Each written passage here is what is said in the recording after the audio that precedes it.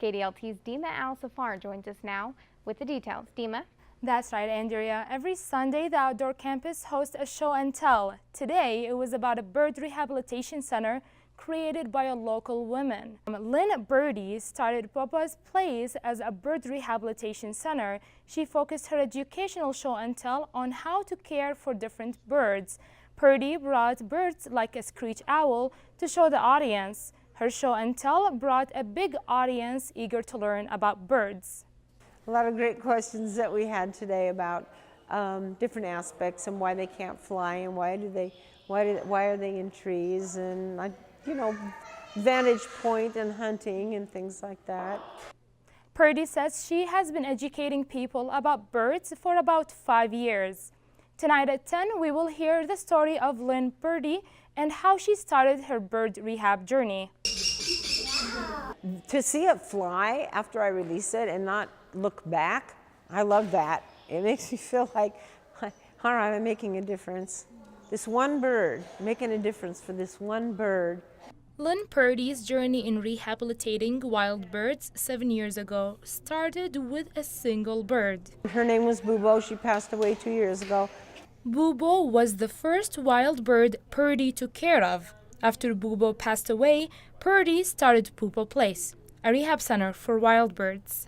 Generally, people call me and they say, I've got an owl in my backyard that can't fly, and I'll take a look at it and see if it can be released. Self-funded and working alone, Purdy have released about 100 birds back to the wild.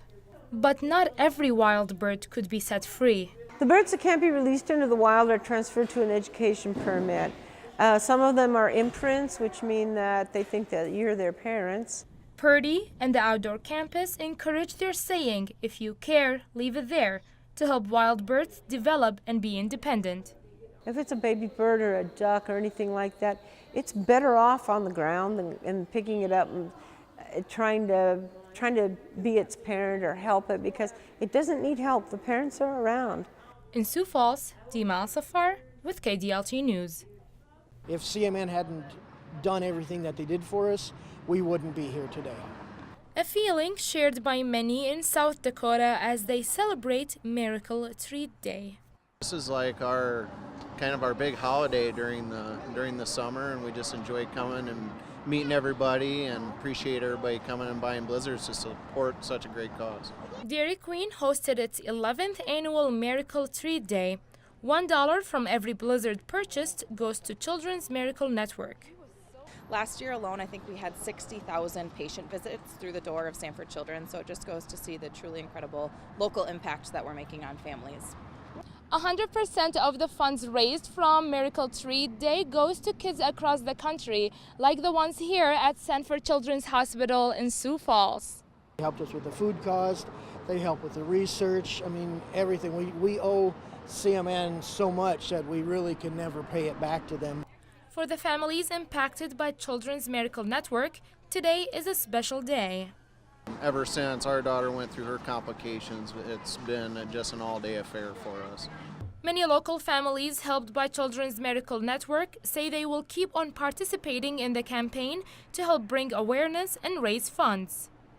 Every time that he does something that makes me proud, I think back, if it wasn't for groups like CMN, he wouldn't have been able to do that.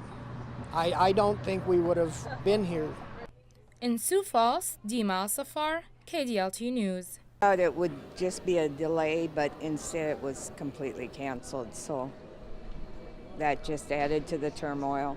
All over the world and in Sioux Falls, Delta airline travelers are not getting to their destinations on time. My flight from Minneapolis to Los Angeles got canceled, so now I am going with a 2-hour delay to Minneapolis with a direct flight to Sacramento, where I want to go to. According to Delta, issues started with a computer outage at the company's headquarters in Atlanta, causing Delta to ground all their airplanes worldwide. So far at the Sioux Falls airport, 2 flights have been delayed, but that's having a ripple effect. My flight from here to Minneapolis is delayed, so I was going to miss my connection to Detroit. What they did was they left me on that one and put me on another flight that's leaving from Minneapolis a couple hours later to Detroit. So one way or another I should get on there. Delta says things are getting back to normal, but more delays and cancellations are expected.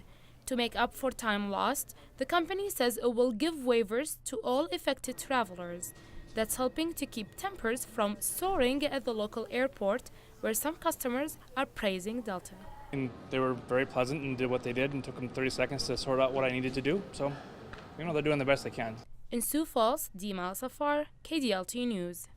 It is such a nice big place that when you're over on the terraces or down in the garden, you don't know you're surrounded by city.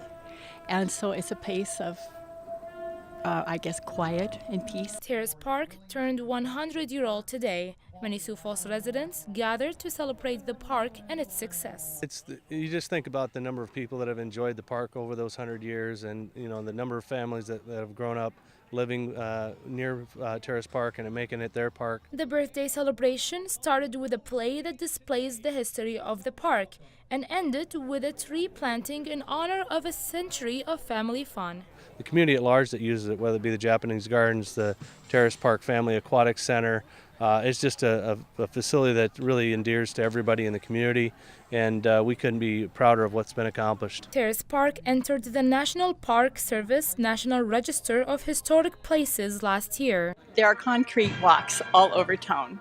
There are concrete stairs wherever you go. But only Terrace Park has every single set of flight. It's different. Due to the historic feel, the park is an attraction for more than one reason. Well, the park is really just a gem, really the Japanese Gardens. It's a place where a lot of weddings and photographs are taken for special occasions. The pool itself is just one of our flagship pools that we have in our city, and just draws a ton of attendance from all over the community. In Sioux Falls, Dima Al-Safar, Kdlt News. The day before he died, he gave it to my mother. 30 years later, she gave it to me. A 75-year-old recipe is still alive in Jody Harnoy's family. It's my grandfather's sauce. It goes back over 75 years. It was my grandfather and 3 of his friends here that started the process of cooking over cobs. We used his sauce. They used to sell it at grocery stores. And Grandpa promised he would never give that recipe up, and he kept that promise. He took that recipe to his deathbed. Harnoy's brought Hicks Dakota Style BBQ to the Rib Challenge at Strobel Winery to share his story. And what makes us Dakota Style, what makes us special, is the fact that we cook over corn cobs. Corn cobs and hickory, and it's something that goes back over 75 years.